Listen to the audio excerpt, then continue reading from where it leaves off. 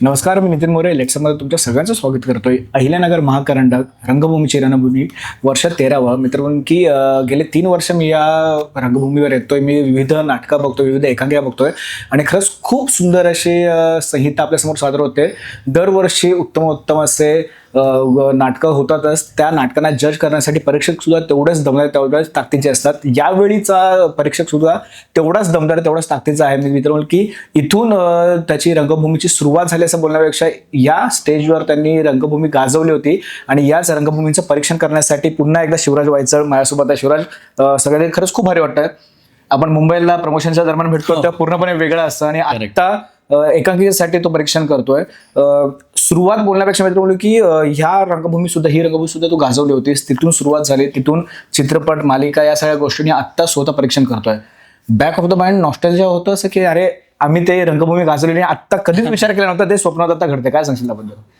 काही नाही, ते असं एक नॉस्टॅल्जिया तर नगरमध्ये शिरल्याच चालू झालं की अरे आपण इकडे बस घेऊन आलो होतो आणि आपण नाटक केलं होतं आणि कसं रिसीव्ह झालं होतं. म्हणजे उळागड्डी हे नाटक होतं त्या म्हणजे एकांकिका. तर त्याचे आम्ही 2 प्रयोग असे आमच्या एकदम लक्षात येतोय. म्हणजे पुरुषोत्तम करंडकचा पहिला प्रयोग बरोबर आणि इथला नगरचा प्रयोग, हे आमच्या म्हणजे असे छापले गेलेत अख्ख्या टीमच्या. सो तेच सगळं फिलिंग इथे आल्यावर तेच झालं की स्टेज बघितलं आणि असं सगळं ते आठवलं की अरे कसं आपण येऊन इकडे केलं होतं. आणि नाटक झाल्यावर ही सगळी जी मंडळी आहेत म्हणजे स्वप्नील आणि हे अभिजित वगैरे, हे सगळे ज्या पद्धतीने भेटले होते मला, ते मला इतकं आठवतंय क्लिअर की त्यांना असं झालं होतं की यार तू बरं झालं इकडं आलास आणि हे नाटक झालं या स्पर्धेत. हे मला खूपच आणि मी असं कुठे बघायला मिळत नाही की आयोजक इतक्या प्रेमाने कुठल्या तरी संघाशी आणि असं बोलतायत आणि त्यांची खूप काळजी घेत आहेत.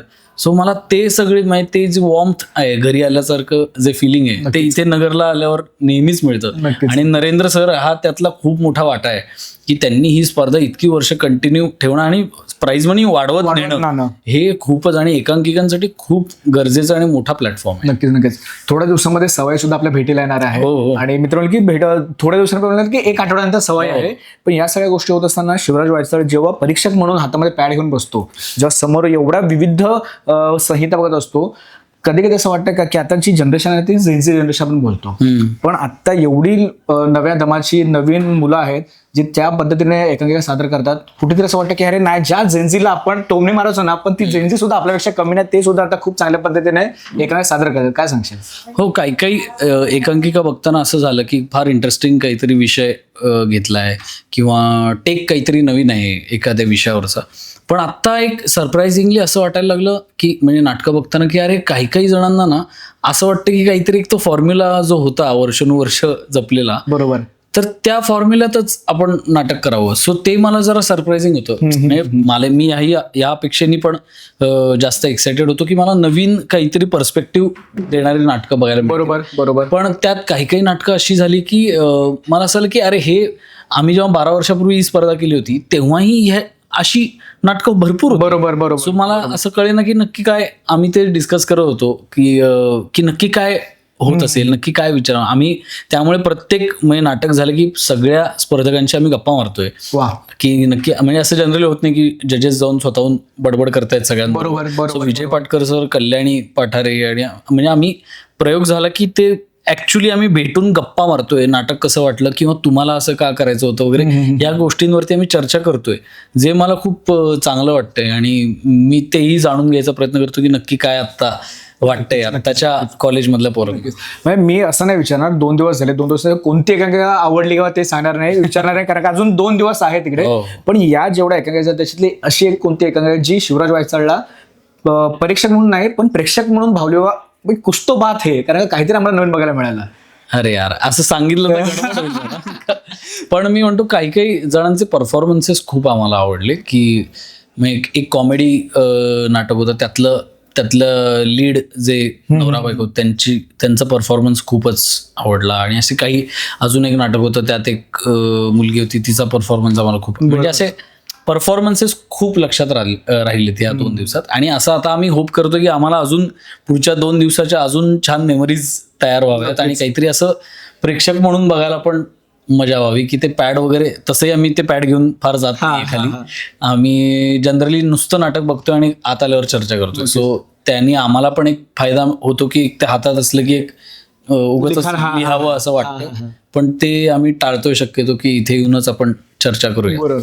2025 खरंच खूप सुंदर गेलं मराठी चित्रपटासाठी आणि मराठी नाटकांसाठी सुद्धा. येस. एक शिवराज वायचळला दिग्दर्शक, लेखक, कलाकार विचारण्यापेक्षा प्रेक्षक म्हणून मला तुला विचारायला आवडेल की आत्ताची जी मुलं काम करत आहेत, एकांकिका स्पर्धा असतील, ह्या कोणत्याही स्पर्धा असतील, त्याच्यामध्ये पुरुषोत्तम आहे, सवाई आहे, लोकांकिका वगैरे आहेत, ह्या स्पर्धा असतील किंवा आपली अहिल्यानगर महाकरंडक, ह्या सगळ्या स्पर्धेकडे बघताना मराठी रंगभूमीला सुद्धा सोन्याचे दिवस येणार आहेत अशी मनामध्ये आशा आहे. काय सांगशील?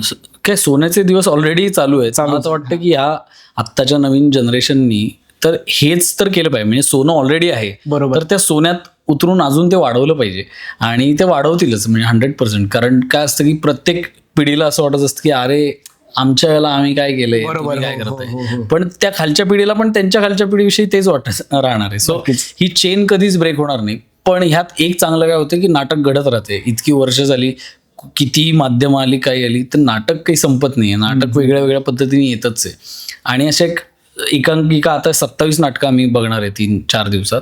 तर त्यातलं एक नाटक तरी आम्हाला असं काहीतरी मिळेल की ओ शेट, म्हणजे हे काहीतरी नवीन आहे, हे आजचं काहीतरी आहे, हे आत्ताच्या पोरांनी बनवलेलं नाटक. नक्की. सो आम्ही त्याच होपला घेऊन ही स्पर्धा बघायला, आणि काय बघायलाच म्हणतो, परीक्षण वगैरे लांबची गोष्ट, बघायला म्हणूनच आलोय की नक्की काहीतरी एक ऊर्जा देईल. कारण माझं पर्सनली असं म्हणणं आहे की आपण जेव्हा स्पर्धेत नाटक करतो किंवा कुठेही नाटक जेव्हा करतो तेव्हा असं आपण विचार केला पाहिजे की मी काहीतरी वेगळं आणू शकतोय का माझ्या स्वतःसाठी. म्हणजे मी जर प्रेक्षकात बसून माझी एकांकिका बघत असेल तर मला काय मिळतंय नक्की, म्हणजे काय फील व्हायला हवंय मला की बघताना. तर मी तसं काम करतो की मला माझा चित्रपट किंवा काय नाटक बघायला आवडेल का, किंवा नक्की त्यातलं काय आवडेल, किंवा नक्की मी काय वेगळं करतोय, बरोबर, एक्सपिरियन्स कसा तयार करू शकतो. तर मला वाटतं की स्पर्धा हे एकमेव ठिकाणी. भारतभर काही नाटक घाण होईल, घाण नाटकं मी खूप केलीत, पण त्यातनं कुठेतरी एक चांगलं नाटक सापडतं ना आपल्याला. बरोबर. सो मला वाटतं की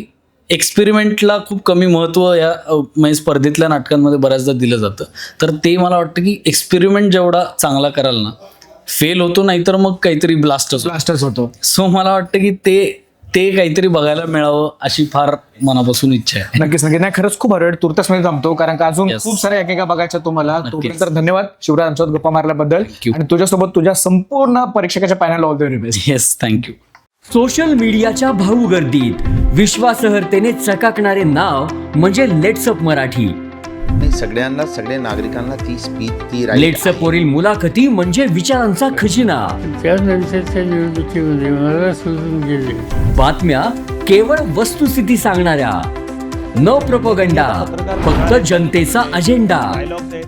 क्योंकि आने वाला कल जाने वाला है, जाने वाला कल आने वाला है. राजकारण, मनोरंजन असो की क्रीडा क्षेत्र, महाराष्ट्राची स्पंदने संवेदनशीलतेने टिपणारे माध्यम म्हणजे लेट्सअप मराठी.